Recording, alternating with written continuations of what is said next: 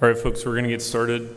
Hi, my name is Joshua Buller. I work at the U.S. Army DevCom Soldier Center, and this is our update on the work that we've been doing with PO Soldier, UAS, to make improvements to the UAS tool called Rosetta Drone. I have with me Mark Egan, who's the lead for the UAS tool over at BAH, and then Chase Marks, who's our rep from PO Aviation, who's here to answer questions on how we're integrating with what they're working on. So for the technical piece, I'll hand it over to Mark, and then we'll get going. Hey, how's everybody doing? Yeah, so you've heard a lot about ATAK UAS tool. We've heard a lot about the ATAK ecosystem. You kind of know the ins and outs now of what we're doing, and I just wanted to take a moment and say that since 2017, we've really been trying to fulfill the SecDef memo that just came out unleashing U.S. military drone dominance. And I was talking to an Army officer the other day and said, well, what do you do, Mark? And I said, oh, we do, manual control, GCS, ground control station software for drones, stick and rudder, semi-autonomous things. And he goes, oh, well, I'm in strategy. And if we're still doing that for the next fight, then we're doing it wrong. And I said, hey, sir, that may be the case, but somebody in the United States with a common operational picture that has all of the fused data needs to dial this in and get this right, and we just haven't had it. We've had Mission Planner, right? Everybody's watched online and seen low-cost FPVs get snuck into Russia and use Mission Planner to go into hit targets. They were using Mission Planner. Why don't we have a best-of-breed application that has a ground control station software that leads from the front for the United States military and the greater U.S. government? So that's what we're trying to do, and that's the priority here. So the next swarm, next-gen thing, you can't do it all. And if you say you do it all, you're not doing truth in lending. So I just want to set the stage of what we're doing. We're doing simple as smooth and smooth as fast. We're doing the basics as best as possible, lowest cost, soup to nuts from FPV to a full manned ISR gimbal control down to the disadvantaged user. We are spanning that gambit in a way that makes it ubiquitous and the single user interface and user experience. We have PO Soldier here, and PO Aviation over here, and what we're trying to answer on the uncrewed vehicle control side is an ecosystem and parts and pieces that can build that best in breed and be flexible across the board. And so UAS tool is one component of that we're building to be the best of breed. Okay, so we've done troops in transformation and contact through Net Warrior. I see Matt out here from the program office. We've got uncrewed vehicle control, purpose-built attributable systems. All of these things, we are not the complete solution, but one building block that will help enable that. Okay, from the title, this is the part we've been working in partnership with the TAC Product Center, AFRL, Air Force Research Lab, DevCom Soldier Center. We got a lot of pushback from the chief engineer, Chris Lawrence, at the TAC Product Center. He said, hey, you guys need to get tuned up here to make it easier to onboard different drone OEMs. And so I go back, I was like, hey, it's unlimited data rights, they can get in the repo with us, and then, okay, they gotta be a US citizen, they need to have at least a CRADA, they need to have a USG sponsor. It's complicated, right? And we have this plugin architecture that's now open source for ATAK. Why can't we have more of an open source SDK, software development kit kind of framework for drones and onboarding into using this ubiquitous ground control station software? So Chris challenged us with that, and our engineers stepped up to the plate in coordination again with Josh and AFRL with Dave and Ralph, and we thought about it and we said, what if we can decouple from the plugin ecosystem, but allow people to see a framework to convert whatever their autopilot is, their flight controller, into Mavlink. So we have this Mavlink software development kit where, for example, and you're going to see on the next slide, is a commercial drone that just came out. You're going to be excited to see this one, and it's our first test pilot. But we took their SDK, put it into a standalone app, and then that standalone app talks to the UAS tool and ATAK, and you get the same user interface and same user experience as you do flying a direct Mavlink autopilot. And here's what we did with that. Oh, sorry. That slide was a little bit out of place. No, hold on. I'll come back to it. Okay, here it is. The Parrot Anafi UKR. So this is Parrot is a French company. They have U.S. Subsidiaries in here, and reseller Darley Defense, and they have the ground SDK. They have their own SDK. So how do you get them to take on the technical, non-reoccurring engineering costs to integrate directly with the UAS tool? That's asking them to put up a lot of money, right? Well, we took the ground SDK, mapped it to the MAV SDK standalone app, and then pulled it into UAS tool. And here's proof in the pudding. Sorry, we have a video, but I didn't have time to edit the video and all the streets and not know where this guy lives. So you just get a video of it. But I can assure you it works. There's definitely things that need to be polished, but it was the proof of concept to bring this whole concept together. Okay, let me back up. Here's on TAK.gov, how can you get access to this Rosetta drone concept? And I do want to say, full credit to Shane over there if he's at DIU. They did have a Rosetta drone. We are carrying forward their concept, and I, in partnership with them. They did have this concept early on with a not to be mentioned foreign drone that you might know of. Yeah, so it's all on TAK.gov. If you go to the UAS tool page, you can click in there. You can get the downloaded source code. You can onboard telemetry, full motion video, and bidirectional command and control. And then this slide was just to show a little bit of efficacy about how we're going from your Boxer Radio Master type of Tango 2 controllers, integrating those into the UAS tool with FPV. Not the best user experience, to be candid, with the video latency flying off of the EUD compared to goggles, but we are doing things with digital signal processing and pulling that in as it relates to PBAS and how that might work to get it onto the ATAK moving map. We're supporting CRSF. We have CRSF integration for telemetry with LoRa radios, ELRS. Sorry, getting a little deep on the weeds there on nerd speak, sorry.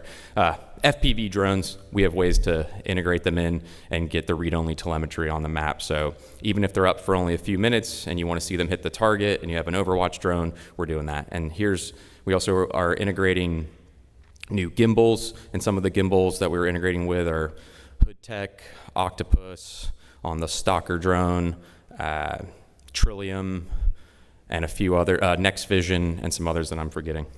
And we have that as a camera component within the UAS tool. So we're not only integrating with the autopilot and the flight controller, we are also integrating with a concept of a camera component. So we can have two simultaneous C2 connections with multiple things on board the aircraft. All right, Josh, you want to take over and go over some of the efforts we're doing within the Army? Sure. All right, so as you may or may not know, DEVCOM Soldier Center, we're a lab, we're a center. We don't field any equipment, we don't field any software. So it's up to programs like NetWarrior, like EVC, like Transformation Contact to really take on what we're working on, do the work to really get it out there to the force. And all of these programs and folks have really been super on board, and we really appreciate all of our partners. And I'll just touch on a couple of those different ones, starting with NetWarrior. So NetWarrior's probably our best partner. That's who we try and give all our stuff to first. We kind of started working this. That picture's actually from an event out at 2CR, I think in 24, maybe 23. Can't exactly remember. It's been a wild ride. But really, they were the first ones to kind of adopt this. We did some initial experimentation, but then we provided to them. And just as Transformation Contact, that the Army's working on right now and continuing, started to kick off, they were like, hey, units are getting drones. We want to make sure we can do it for NetWarrior. And we're like, here you go run with it. And they, to their credit, took it, ran with it, and now I think they've gone to 3 units to do this, and there's more planned for the next set of TIC engagements. We also got it to where, hey, we provided the software, and now it's fully integrated with the NetWarrior deployment environment. So if you get NetWarrior, you can now just go in, get UAS tool, and with some minimal hardware additions and tweaks, you can kind of get a couple select drones up and going. We're still working on adding more to the environment, and also to their credit, PO Aviation also helped out a lot by having the vendors provide firmware updates, blocking and tackling on some of the red tapes for the platform. So it's really been that partnership between those two program offices that have made this really successful in actually getting out to a user where they can use it, experiment, and give us feedback. This is just a short technical diagram, pretty simple. I'm really good at napkin sketches, not nice things, so this is my napkin sketch. But this just kind of shows a brief way of how the plugin works right now, how we're integrating it into the network kit, and really the point is to say, hey, you with just your EUD and maybe an additional radio, maybe you have a fancy case that has joysticks or something, but right now from your network issued device with just an additional radio and a drone can start to control that drone in your formation. You can see it on the map, you can distribute it to your leadership, and it adds to the capabilities of what you as a small unit leader or member can do. So now I'll hit UVC. So UVC is kind of the next gen robotic command and control capability. Again, it's out of PO Aviation, so it's really meant to bring together all of those things on the left, some of those small to large UAS platforms, and then on the right, eventually some of the ground platforms. So it's really a collaboration between the ground folks, the air folks, to build out that next gen architecture where, hey, instead of having to integrate every vendor OEM, we can have a common API that vendors can come in, modify, edit, update, and as Mark said, get the best of breed, really pulling vendors in to drive the technology and get the best solutions for the warfighter, but also then to have a common interface to control all of these different platforms from. So some of the work that we've been doing with the UAS tool has been integrating with that new UVC backend, and this is a diagram of what that looks like. Right now, it's another service that can sit on an Android phone, it can sit on a Linux box, and basically the first proof of concept has been the SRR, but more platforms are planned and are gonna start to expand out as the program matures. So a lot of what we've done in that PO Aviation has let us do is said, hey, you have a really great product in TAK. We're building this intermediary to help connect more and more and more of these things with a common interface. Can you help us out with the TAK piece? And that's really what we've been trying to get after to help out that program. Let's see. Again, I talked about TIC. For those of you who don't know, it's kind of a big deal. So this is kind of that big overview that General Rainey from AFC put out. There's kind of two phases. There's TIC 1.0, and then now in 1.0, really NetWarrior was driving the charge. Now in 2.0, NetWarrior and Aviation are collaborating where, hey, when we field the drones, it'll now work pretty close to out of the box with NetWarrior is the intent. And you can see, hey, when we add all these capabilities together, it really does start getting after that drone dominance capability where folks are collaborating across their different areas of expertise to make something that's more than the sum of its parts. The other thing, I stole this picture off your socials as well, but USMA has been doing a lot of awesome work, as you all just saw. We've been doing some support to that, and we'd love to continue to supporting you folks in all of your work because it's really awesome to see folks being able to pick up something, run with it, learn, iterate, and that's how we make our products better is by users using it and telling us what they need. So we also really appreciate you folks starting to adopt it and giving us the chance to start using the capability. With that, I will give it back to Mark to talk about all of the technical stuff that we've done. Yeah, Josh is taller than me. I'll bring this down.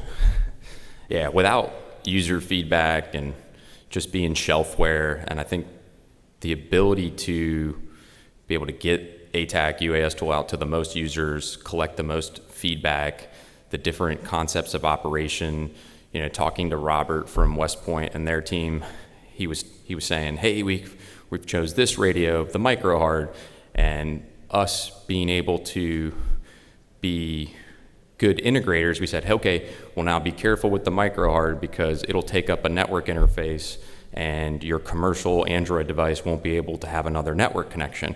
And I was just listening to Robert's briefing before ours, and he said, we couldn't tell where the other drones were and we were having problems deconflicting airspace.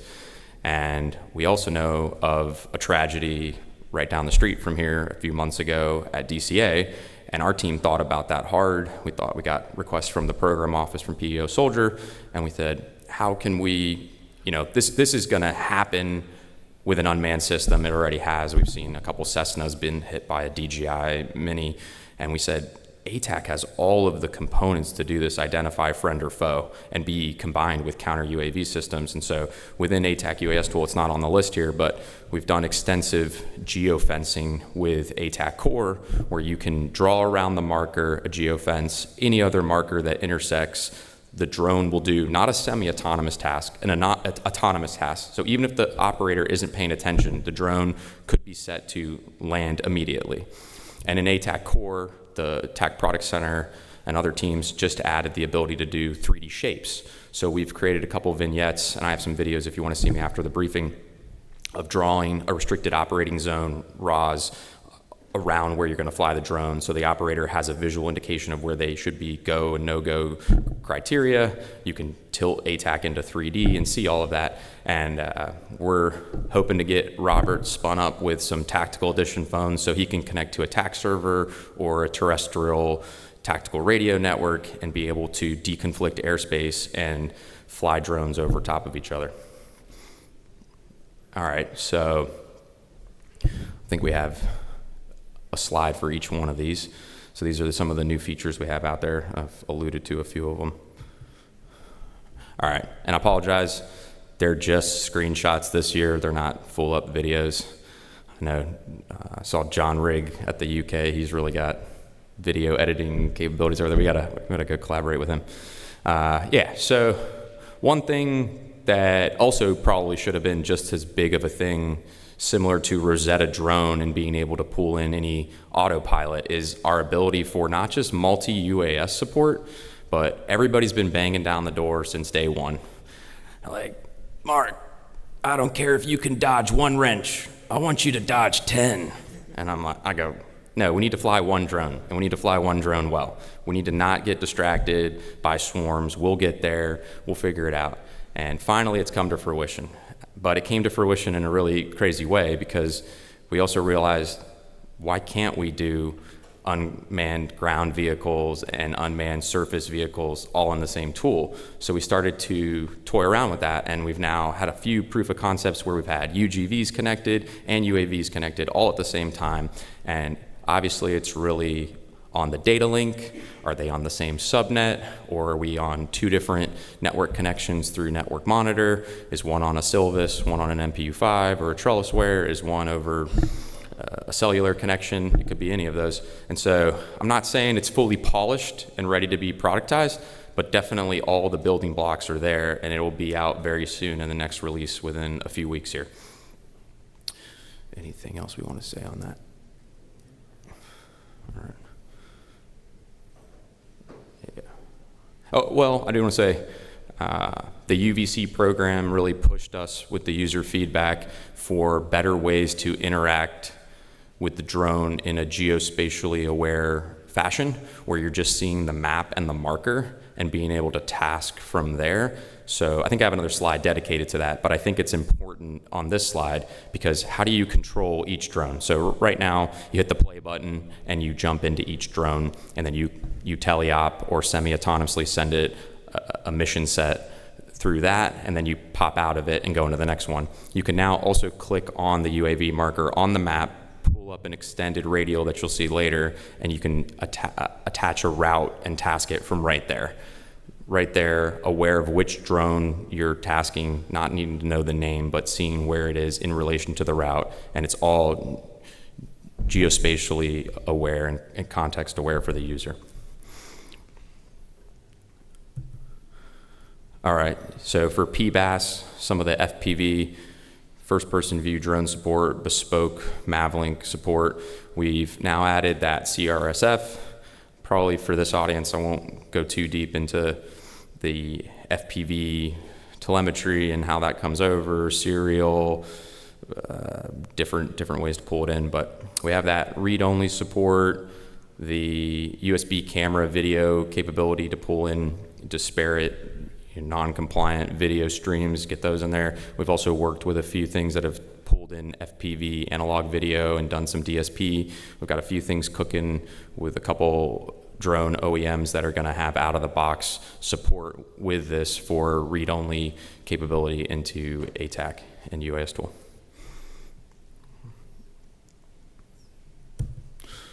All right. We saw earlier a few folks that have talked about lossy networks, low bandwidth networks. That's one of the niche uses of ATAK, is that it can operate in those environments. So we noticed that in that environment you can't have video. So we have this big gray box and this continually connecting spinner just there wasting a ton of space. Why can't we create an immersive capability that shows you the pitch, roll, yaw of the drone and can also still benefit from the augmented reality? So you can see in here, it's very faint. We have settings to put the opacity of the different markers and shapes, but you can still get that context-aware capability and get your instrumented flight capabilities overlaid into a more immersive experience. And this will also include an altitude slider as well.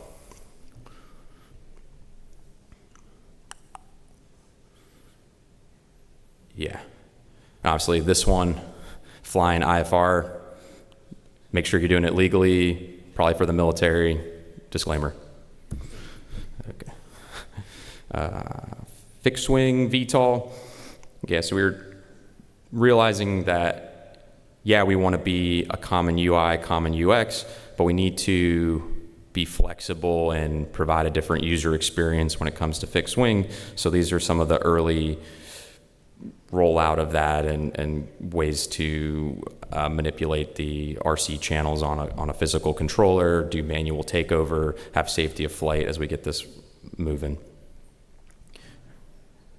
And we do have fixed wing vertical takeoff and lift capability. That should also be out in the next build within a few weeks. Oh wait, sorry, no.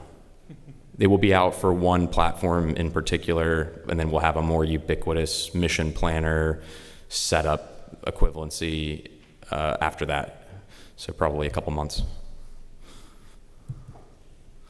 All right, everybody wants to know, yeah, you can fly when it has GPS mark, but what can you do when it doesn't? And how can you help the user out?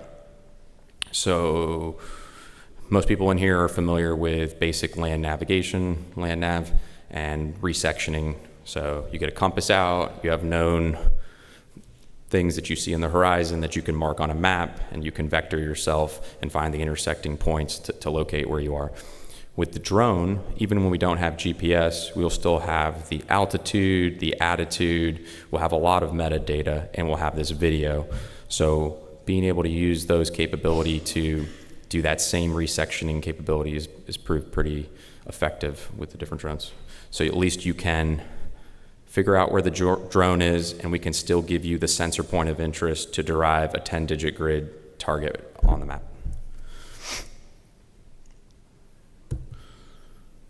Yeah, and I was talking about this earlier.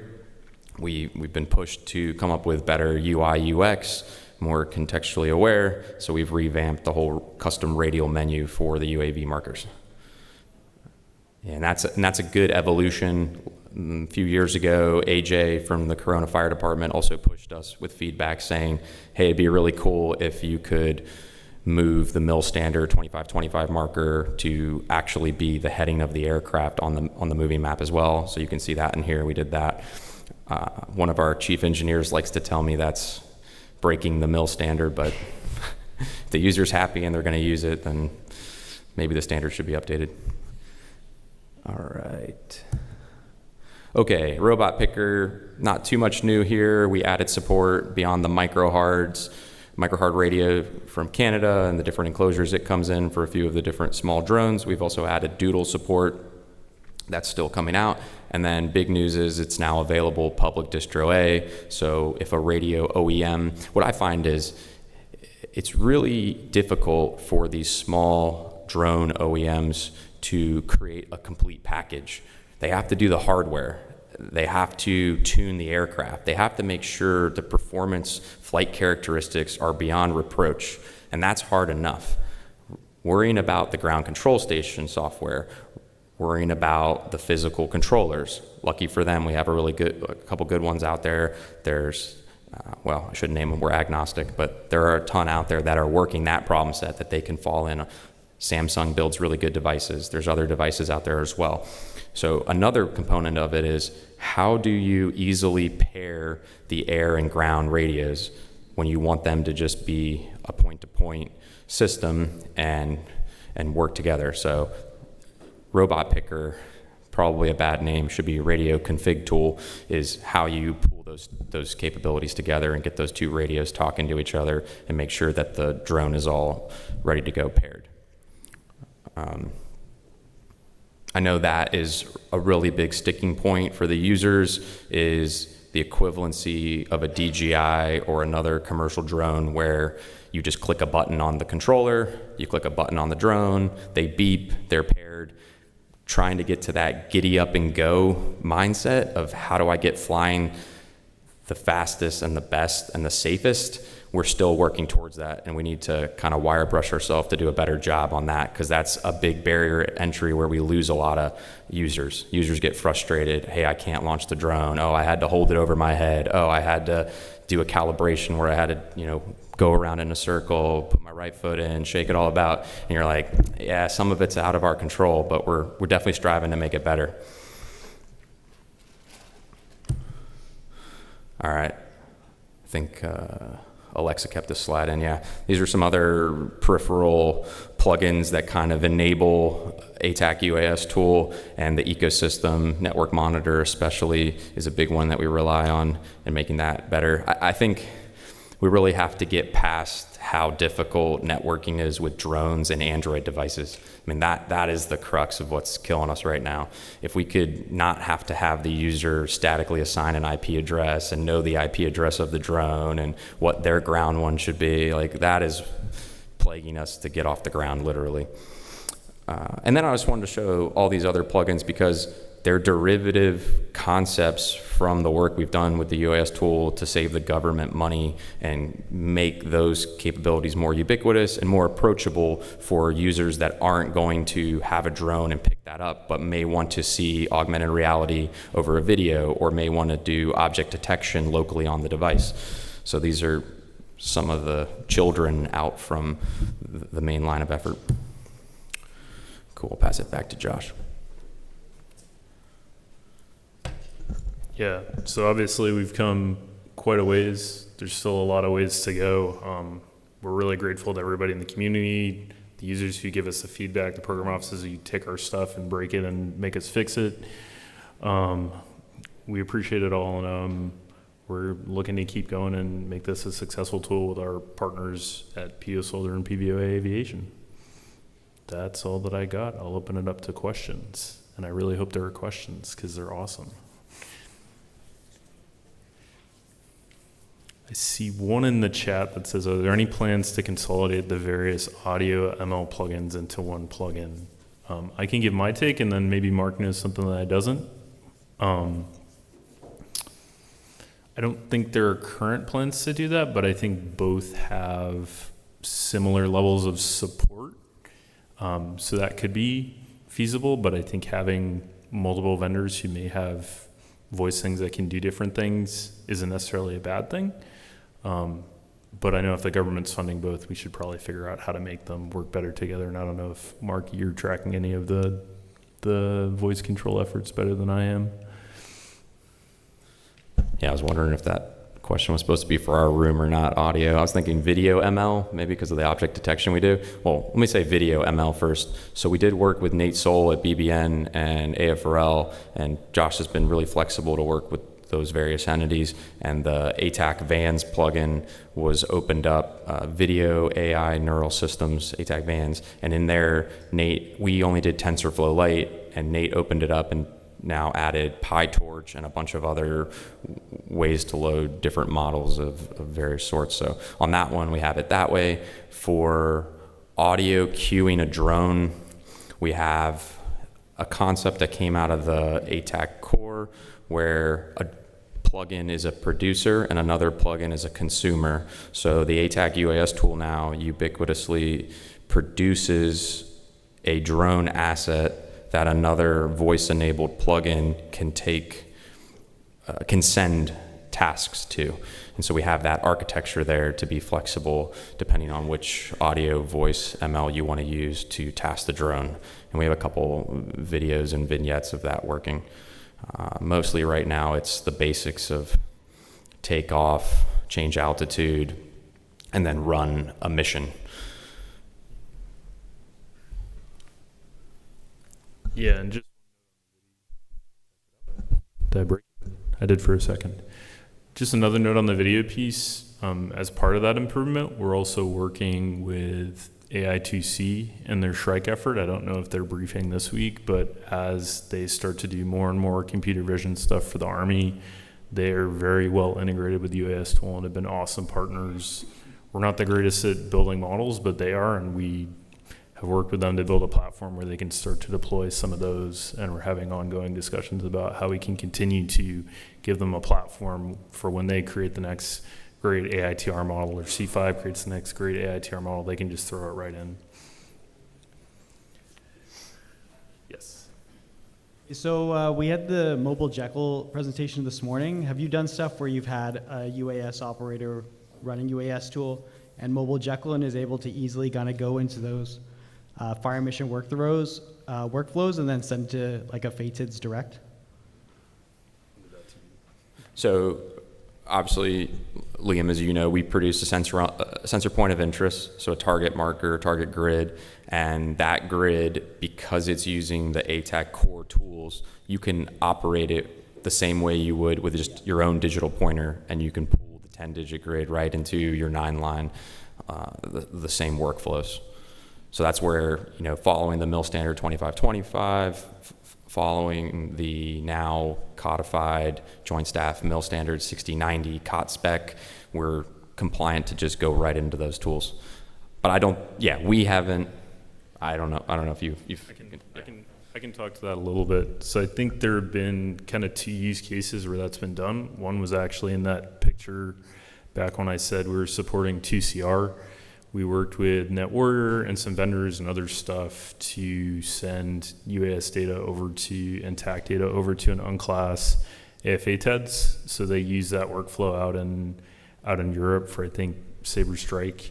The other instances, the AI2C stuff with Shrike, that has some integrations with AFA TEDs already where they're doing that fires piece. They're just doing it on top of the UAS tool. And again, I don't know if they're presenting here, but we can get you plenty more information about that. Yes. I'm wondering if you guys, so if you've engineered a way to move the sensor feed deeper into the network and ultimately up and out, is there any work done in the other direction to create like standoff and telemetry control? Or like you could describe it as a pace for who controls this robot, and can I control it from somewhere deeper in the network, terminating in that GCS and going up? Yeah, so US Tool already supports some remote tasking capabilities. They're very rudimentary, but if you have, and I'll go back a little bit just to the setup.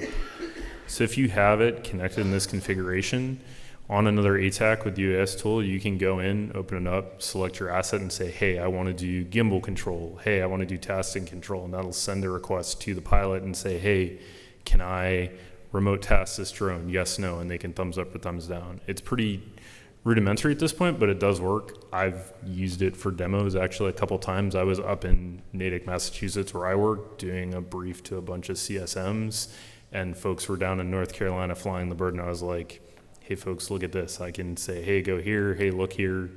So there's some basic integrations. I don't think we've really done it with the multi-asset control yet.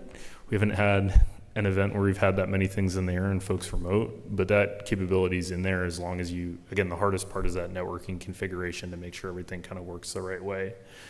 But the short answer is it's there right now. And also UBC is meant to help with some of that arbitration where you can have roles and permissions. So, hey, this private isn't tasking that Reaper. Maybe it's the company commander who can do that. Maybe the private can task the platoon's SUAS or FPV drones, but not those higher level assets. Go for it. Hi, I noticed in one of the slides you presented the possibility to control multiple robots, UAVs, UGVs, and USVs.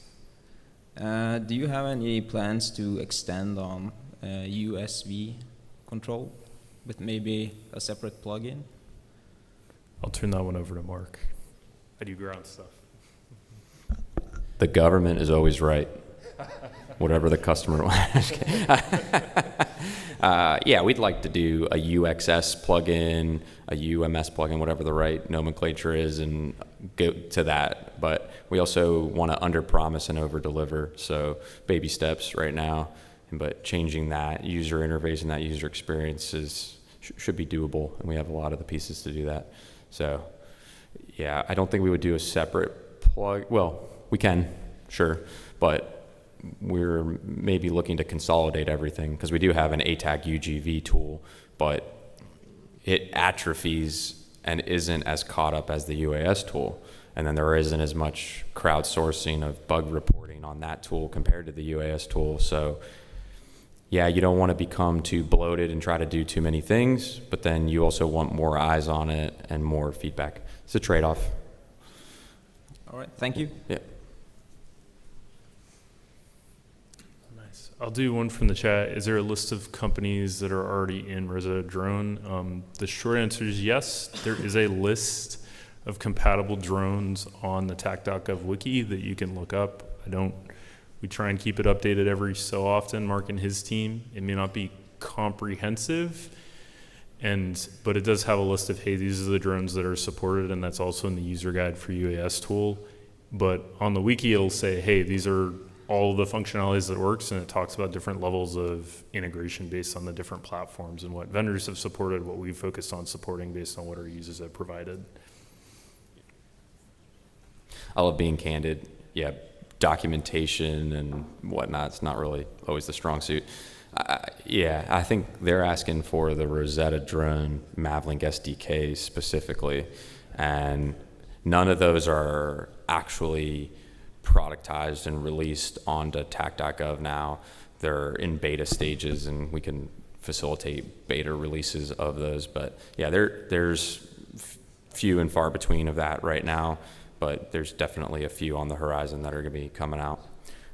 There's also, well, if that person's here, you can see me afterwards for in person. I can get a little more information on that.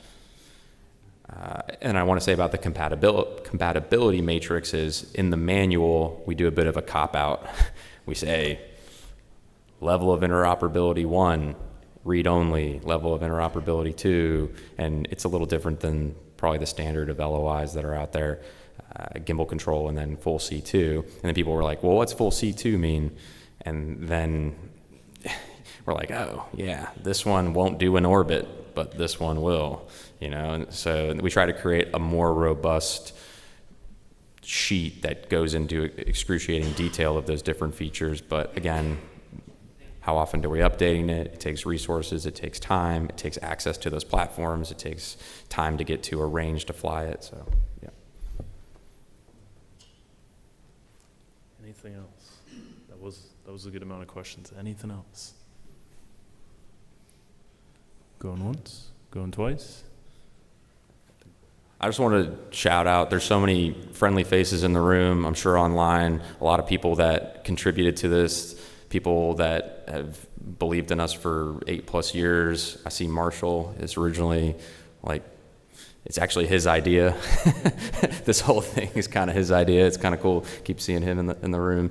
Yeah, so it's not without the community. We can't do it alone, and we're not the best at everything, and we learn from everybody else. So thanks for the opportunity.